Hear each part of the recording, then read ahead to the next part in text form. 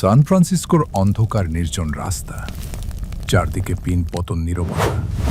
হঠাৎ সে নিস্তব্ধতা চিরে দিল তীক্ষ্ণ কুলির শব্দ। ঠিক সেই মুহূর্ত থেকেই শুরু হল আমেরিকার ইতিহাসের এক ভয়ঙ্কর রহস্য।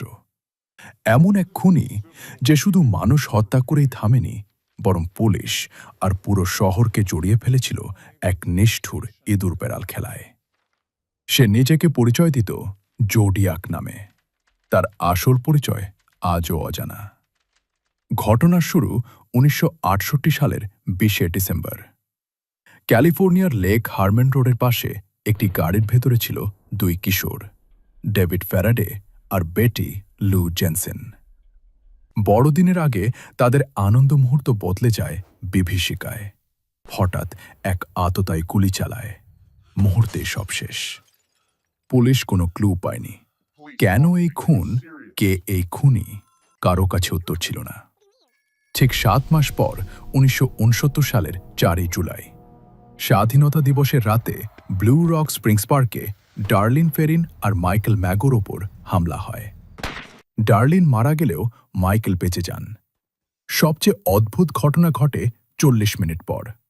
ভ্যালেরো পুলিশ স্টেশনে ফোন করে এক ব্যক্তি শান্ত গলায় বলে সেই এই হামলার দায়ী, এমনকি আগের খুনগুলোরও। পুলিশ হতবাক হয়ে যায়। এর কিছুদিন পর সান ফ্রান্সিসকোর ৩টি বড় সংবাদপত্রে আসে ৩টি চিঠি। প্রতিটিতে ছিল রহস্যময় সংকেত। খুনি দাবি করে এগুলো সমাধান করলেই তার পরিচয় মিলবে।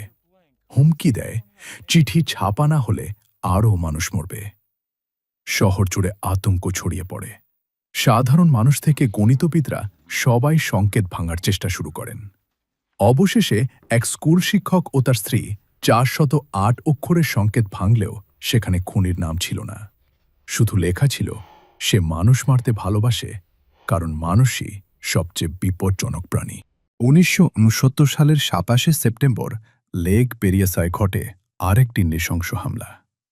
ব্রায়ান হার্টনেল আর সিসিলিয়া শেফার্ড লেকের ধারে বসেছিলেন। হঠাৎ এক মুখোশধারী লোক তাদের সামনে দাঁড়ায়। তার বুকে ছিল বৃত্ত আর ক্রস চিহ্ন, জোডিয়াকের প্রতীক। সে তাদের বেঁধে ছুরি দিয়ে আঘাত করে। সিসিলিয়া মারা গেলেও ব্রায়ান বেঁচে যান এবং ঘটনার বর্ণনা দেন। একই বছরের ১১ই অক্টোবর শহরের মাঝখানের ট্যাক্সি চালক পল স্টাইনকে গুলি করে হত্যা করা হয়। পুলিশের ভুলের সুযোগে খুনি পালিয়ে যায়। কিছুদিন পর সংবাদপত্রে আসে আরেকটি চিঠি, সাথে পল স্টাইনের রক্তমাখা শার্টের টুকরো। জোডিয়াক পুলিশকে উপহাস করে লেখে এবং স্কুল বাস উড়িয়ে দেওয়ার হুমকি দেয়। ক্যালিফোর্নিয়া জুড়ে আতঙ্ক চরমে পৌঁছায়। এরপর জোডিয়াক একের পর এক চিঠি পাঠাতে থাকে, কখনো বোমার নকশা, কখনো পুলিশের প্রতি ঠাট্টা। তার পাঠানো ৩৪০ অক্ষরের একটি সংকেত ভাঙতে বিজ্ঞানীদের সময় লাগে ৫১ বছর। ২০২০ সালে সেটি সমাধান হলেও কোনো নাম মেলেনি। সে দাবি করেছিল ৩৭ জনকে হত্যা করেছে, কিন্তু পুলিশ প্রমাণ পেয়েছিল মাত্র ৫ জনের। তদন্তে অনেক সন্দেহভাজন উঠে আসে, যার মধ্যে আর্থার লেই অ্যালেন ছিল সবচেয়ে আলোচিত। কিন্তু শক্ত প্রমাণের অভাবে তাকে দোষী করা যায়নি। বছরের পর বছর কেটে গেছে। তদন্তকারীরা চলে গেছেন, কিন্তু জোডিয়াক রয়ে গেছে অদৃশ্য। সে কি মারা গেছে, নাকি আজও কোথাও লুকিয়ে আছে?